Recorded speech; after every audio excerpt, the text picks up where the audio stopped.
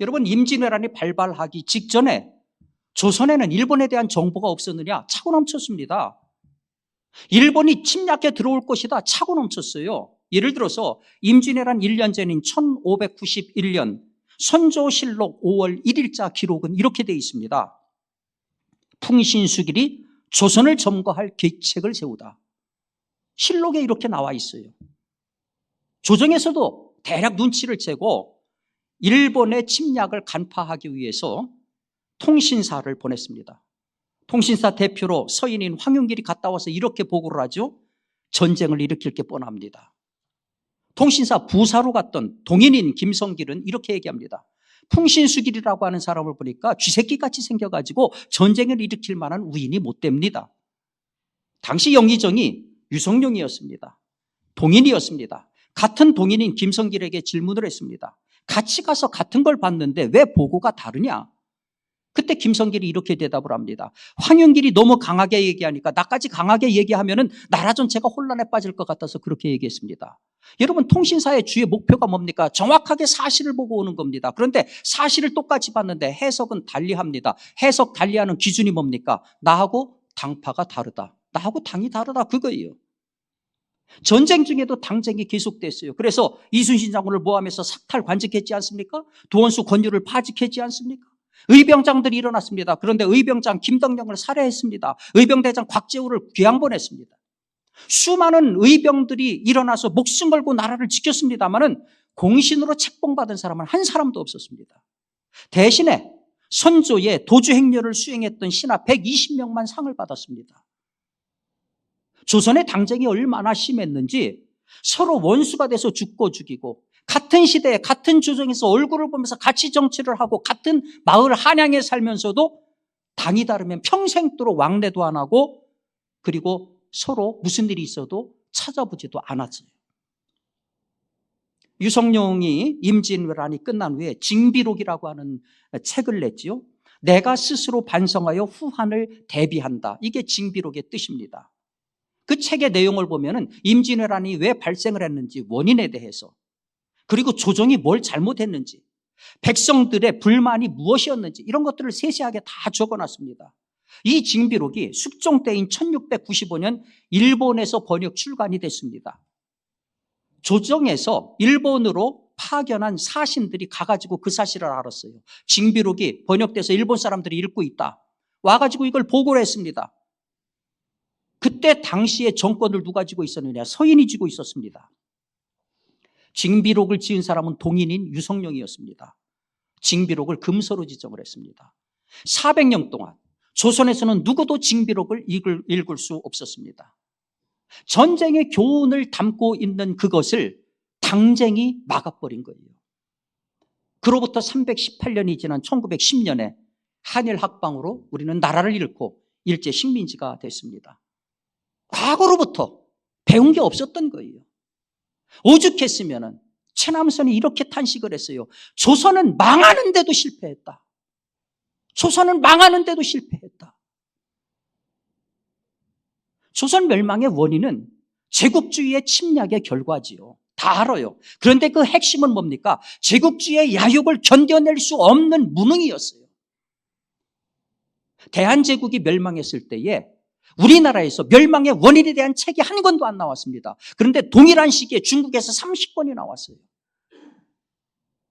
그 책 가운데 량치차오라고 하는 사람이 1910년에 쓴 조선 멸망의 원인이라고 하는 책에 이런 글이 나옵니다. 조선 백성은 본래 안위를 탐해 생산에 종사하지 않고 정부는 또 착취를 그치지 않으니 농민들은 1년 내내 부지런히 움직여도 먹을 것을 얻지 못했다. 대체로 조선 정치에 물러나면 다스릴 수도 없고 썩어 문드러져 가까이 갈 수도 없었다.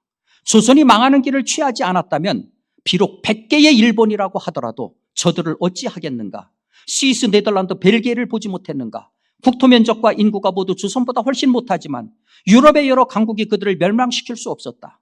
이런 까닭에 조선을 망하게 한 것은 조선이지 일본이 아니다. 아, 이제 조선은 끝났다. 황실의 위엄이 어디 있으며 관리의 권세가 어디 있으며 양반의 가문이 어디 있으며 백성의 기름을 짜내서 이룬 경복궁이 어디 있으며 뇌물을 쌓고 쌓던 허리춤 전대가 어디 있겠는가? 이제는 모두 재처럼 타다가 날아가 버렸다. 도대체 누구를 위해 그랬는가? 그런데도 조선 사람들은 오늘에 이르기까지 아직도 깨어나지 못하고 있는 것이 아닌가? 참으로 뼈아픈 얘기 아닌가요? 이 량치차오는 그 책에서 고종이 얼마나 무능했는가, 그리고 지배층의 양반들이 얼마나 탐욕스러웠고 당파 싸움에 혈안이 돼 있었는가 하는 것을 절절히 적고 있습니다. 여러분 아시는 것처럼 조선은 왕정정치였습니다. 왕과 지배층이 몰락에 가장 큰 책임이 있습니다. 조선에서 과거 시험을 볼 적에 가장 열심히 읽었던 책이 뭔지 아십니까? 중국 역사, 중국 문학, 중국 철학이었습니다. 도대체 바깥이 어떻게 돌아가고 있는지는 알지도 못했어요. 거기다가 이 지배층들이 부정부패로 백성들은 참담한 삶을 겪어야 했습니다. 우리를 참 분노케 하는 것은 그런 거예요. 한일 합방되고 나서 일본이 우리나라 대신들 76명에게 자귀를 수여하고 귀족 신분을 주었어요. 잘 먹고 살 자랐죠, 이 사람들. 나라 망하기 3일 전인 1910년 8월 26일 순종 황제는 이완용과 민병석에게 대한제국 최고 훈장인 금척대수 훈장을 수여하고 박재순에게는 이화대수 훈장을 수여를 했습니다. 황후 윤씨는 황실 종친 그리고 이완용 부인을 비롯해서 40명에게 서봉 훈장을 수여를 했습니다. 500년 사직이 망하는 순간에 군주와 대신들은 나라 넘겨준 공로로 훈장을 서로 주고받았던 거예요. 그러니까 특권층이 나라 멸망하는데 선봉을 섰어요.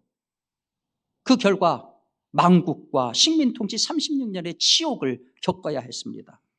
해방 이후에 우리 한반도의 운명은 우리에게 있지 않았어요.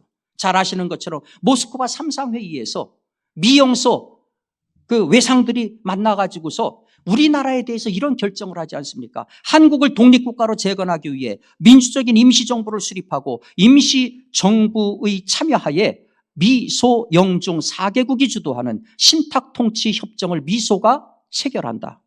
처음에는 한반도 전체가 신탁 반대했어요. 이거는 일제 식민지 연장밖에 안 된다. 다 반대했습니다. 그런데 갑자기 1946년 1월 2일에 조선 공산당이 신탁 찬성으로 급변을 합니다. 소련의 사주를 받은 거죠. 그러면서 이제 좌익과 우익 사이에 신탁이냐 반탁이냐를 놓고 한반도가 매일처럼 들끓었어요.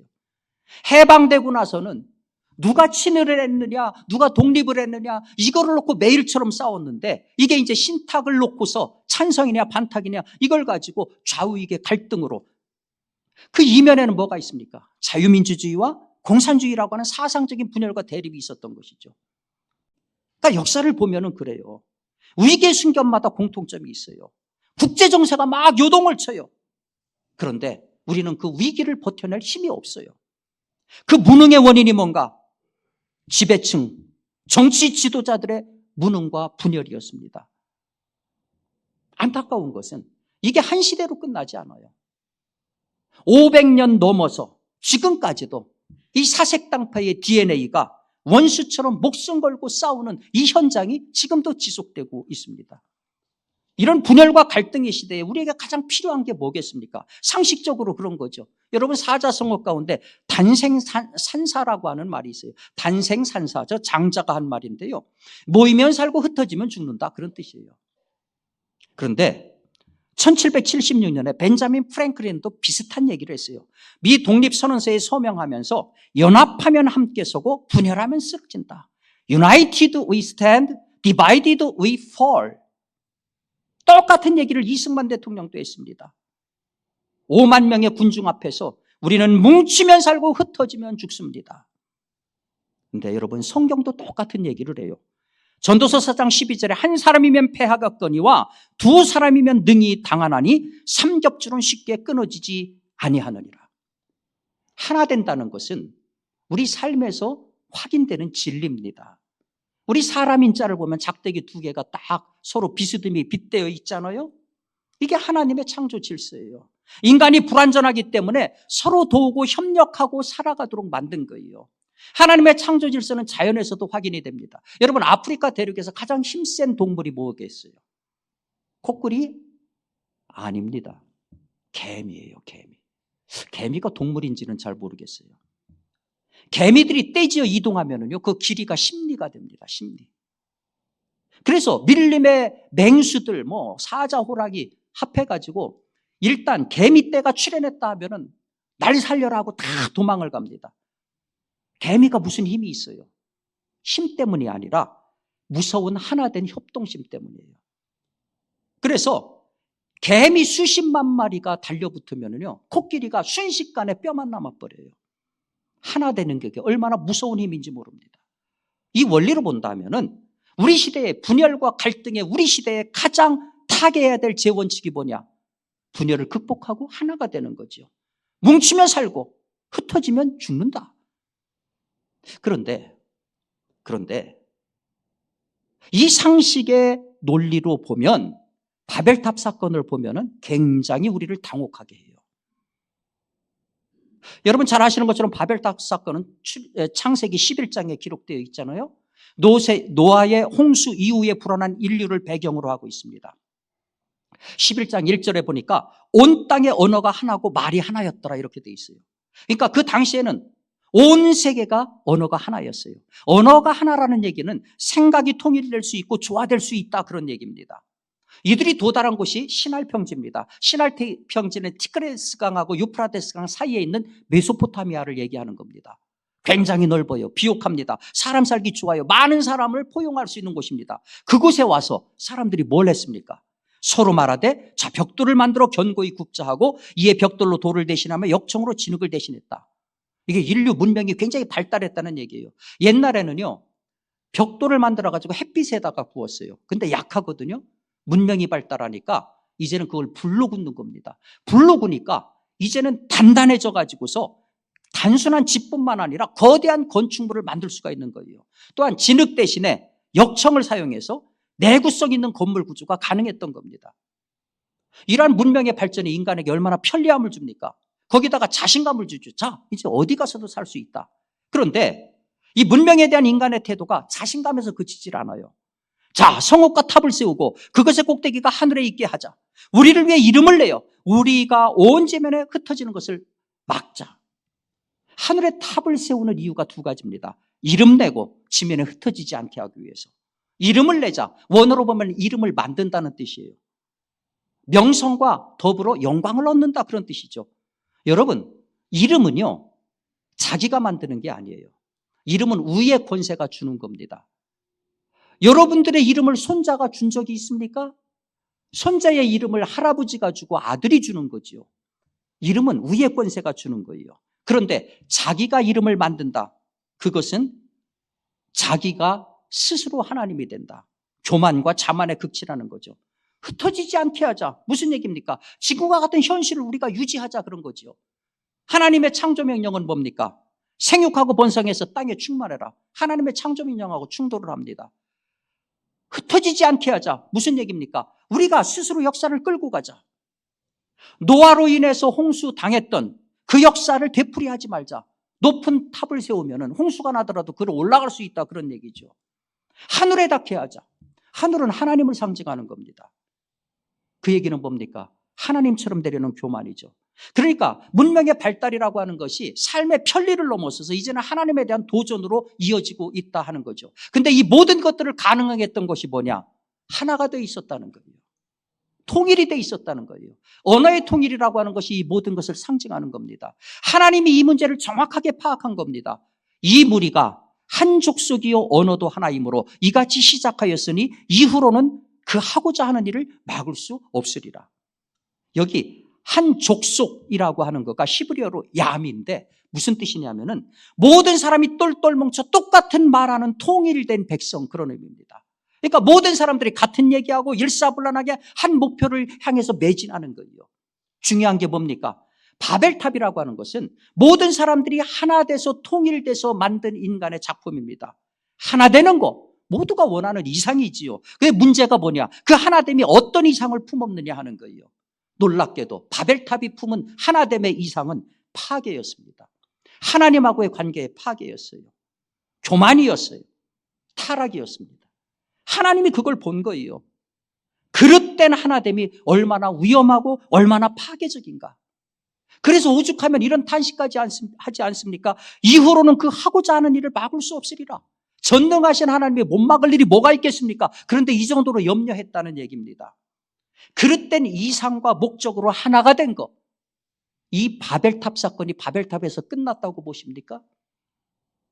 여러분, 2차 세계대전의 주범인 아돌프 히틀러가 독일의 권력을 쥔 것은요, 1933년 치러진 의회 선거였습니다. 수많은 정당들이 난립했는데 나치 정권이 거의 절반을 차지해서 일당이 되면서 수상 자리를 차지했어요.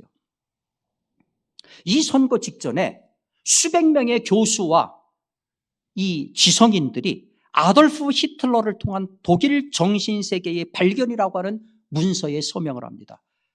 그 문서에 서명한 인물 가운데 여러분도 많이 들어본 석학 마틴 하이데거, 칼 슈미트 같은 당대의 석학들이 들어 있었습니다. 이들이 전부 나치당에 입당을 했어요. 히틀러의 통치 이념에 동조를 했습니다. 그러면서 국가사회주의 교수협의회를 앞장서서 만들었습니다. 그로부터 12년 동안 히틀러가 독일을 통치했습니다. 이 기간 중에 대다수 독일 국민들이 히틀러 통치에 저항하지 않았습니다. 반대하지 않았습니다. 악한 정권을 중심으로 하나가 됐어요. 근데 그 결과가 뭡니까? 2차 세계대전, 전 세계 4,700만 명이 죽었습니다. 유태인 600만 명이 가스실에서 죽었습니다. 독일인도 569만 명이 죽었습니다.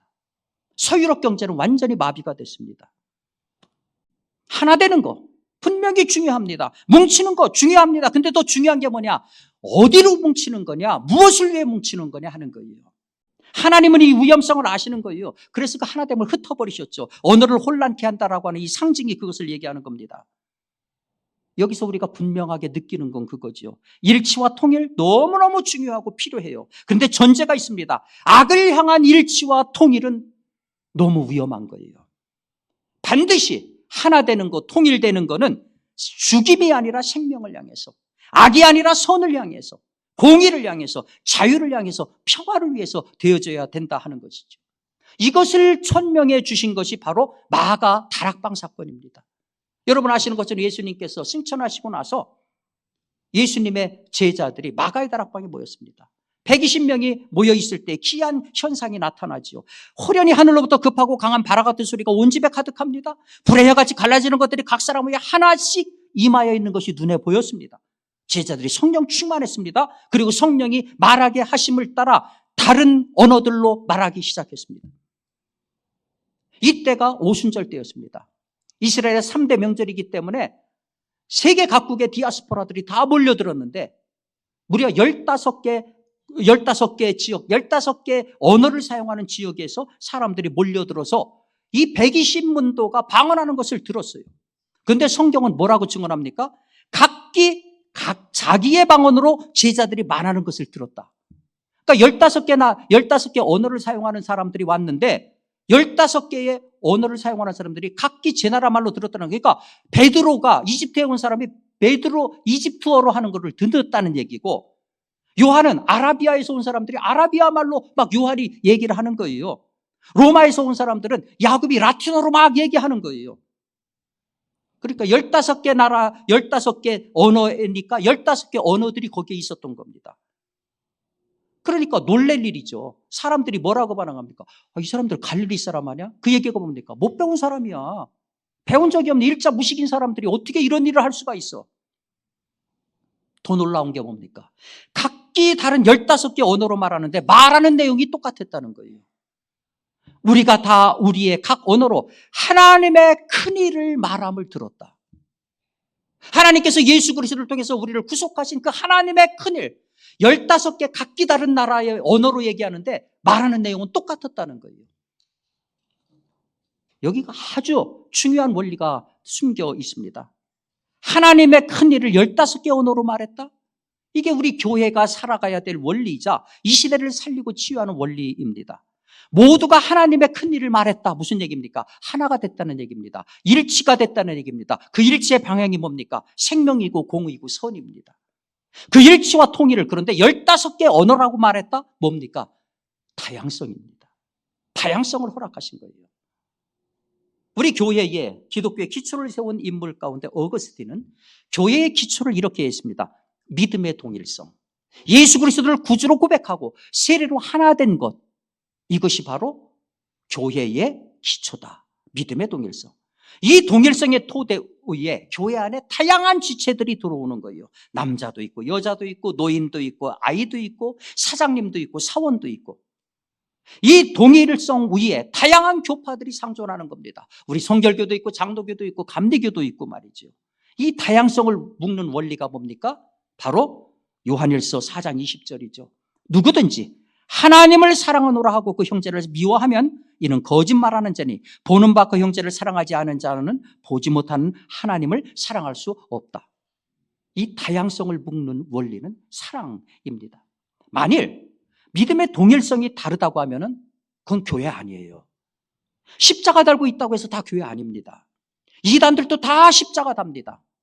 교회인가 아닌가는 우리하고 신앙 고백이 같은가, 우리하고 신조가 같은가, 교리가 같은가, 이것이 잣대입니다. 만일 이 잣대가 다 똑같아요. 신앙이 동일해요. 그런데 다양성을 묶는 사랑이 결핍되어 있다고 하면 이건 하나님으로부터 질책을 받을 대상이 된다 하는 얘기죠. 이 통일성과 다양성, 이거는 우리 신앙뿐만 아니라 인간 세계 전반의 핵심 원리이고 우리 정치계에도 반드시 들어가야 되는 원리입니다. 대한민국의 정치라고 하는 것은 대한민국이 지향하는 목적과 가치에서 하나가 될 때에 대한민국의 정치는 비로소 정당성을 인정받을 수 있는 거예요. 다양성의 존재는요, 공통의 원리와 토대를 인정하고 순복하는 거예요. 그 안에 보수도 있고 그 안에 진보도 있는 겁니다. 그러면 당연히 갈등이 있죠. 동일성 안에 있는 다양성 때문에 나타나는 갈등을 부정적으로 볼 필요는 없습니다. 현대 경영학 창시자인 미국의 톰 피터스라고 하는 분이 이런 얘기를 했어요. 두 사람이 업무에 대해서 항상 같은 의견을 갖고 있다면 그중 한 사람은 불필요한 사람이다. 다르다는 것, 그래서 갈등이 있다는 것은 축복이다. 갈등을 해결하는 과정에서 인간관계는 더욱 깊어지고 조직의 창조적 생산성은 높아지기 때문이다. 중요한 얘기죠. 산업 현장에서 굉장히 중요한 얘기입니다. 그런데 피터스가 얘기하는 전제가 있어요. 갈등의 전제가 뭐냐? 그 안에 들어와 있는 사람들은 같은 방향과 목표를 바라봐야 된다. 우리 문제는 상대를 다른 걸로 보지 않고 다 틀린 걸로 봐요. 특별히 정치권에서 이것들이 너무나도 심각합니다. 그러다 보니까 전부가 다 우리 상식적으로 받아들일 수 없는 저급한 말들이 거기에서 오가고 있고 가장 저질의 정치를 양산하고 있습니다. 사랑하는 성도 여러분, 우리 시대 안타깝게도 갈등과 분열의 시대입니다. 우리 신앙의 세계에도 갈등이 많고 이단들이 준동하고 있습니다. 정치와 사회 일반에도 총없는 내정 같은 분열이 계속되고 있습니다. 이 위기의 시대에 우리 주님이 주시는 처방은 두 가지입니다. 첫 번째, 선을 향해 진리와 생명을 향해서 하나가 되라. 뭉쳐라. 교회와 신앙세계의 하나됨의 존재는 예수 그리스도를 구주로 고백하는 것입니다. 대한민국의 하나됨의 정체는 이 나라의 자유민주주의 가치를 인정하는 것입니다. 그리고 우리 생명을 위협하는 공산 집단에 대한 분명한 부정적인 자세를 갖는 것입니다. 둘째로 하나된 일치 안에 다양성을 인정하는 것입니다. 보수적인 신앙과 진보적인 신앙 다 필요합니다. 보수적인 정치와 진보적인 정치 다 필요합니다. 이 다양성은 틀린 게 아닙니다. 다만 다른 겁니다. 그래서 이 다름은 저주의 대상이 아니에요. 이해하고 관용하고 소통하고 화합하고 대화하는 겁니다. 사랑하는 여러분, 우리 마음이 많이 무겁습니다. 우리가 많이 힘듭니다. 그러나 우리가 힘들어도 우리 어르신들은 아실 거예요. 아무리 힘들어도 6.25만 하겠어요? 아무리 힘들어도 나라 잃은 일제시대만 하겠어요? 이 정도 위기 얼마든지 극복할 수 있습니다. 우리 하나님이 살아계세요. 우리 하나님 믿는 사람들이 앞장섭시다.